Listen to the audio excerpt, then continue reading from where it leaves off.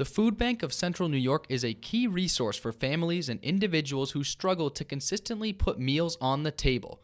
Executive Director of the Food Bank, Kathleen Stress, says this time of year is especially important to provide people with food. Certainly with wintertime, when families already have a restricted budget and maybe not a lot of discretionary funds, if they can utilize a food pantry for free food, and particularly wholesome food, then they're going to be able to use the money they do have, which might be limited, to pay rent or heat and make sure that they maintain their home. Stress says the food bank's main initiative is to fight food insecurity, which is when people do not know where their next meal is coming from.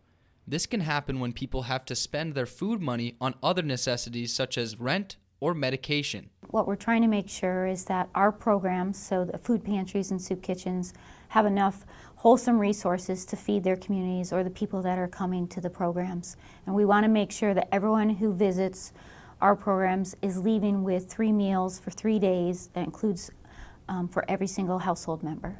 The food bank's mobile pantry is a huge part of combating food insecurity.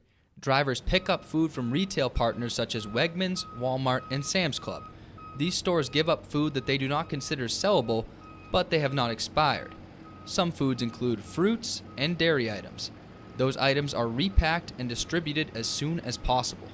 When we're picking up the perishables, so produce is certainly one of those perishables, it's already diminishing when it hits the store level, so by the time we're picking it up, it's already, life expectancy is shortened. So we're dropping it off to programs along our route, or that are going to have distributions that afternoon or the following day, so to maximize the opportunity to get that product out. The Food Bank of Central New York keeps a huge emphasis on keeping their products clean, so the food that they provide to people is very fresh. The 74,000 square foot facility is very organized, which helps various tasks go smoothly. Stress says the food bank also puts a huge emphasis on child nutrition.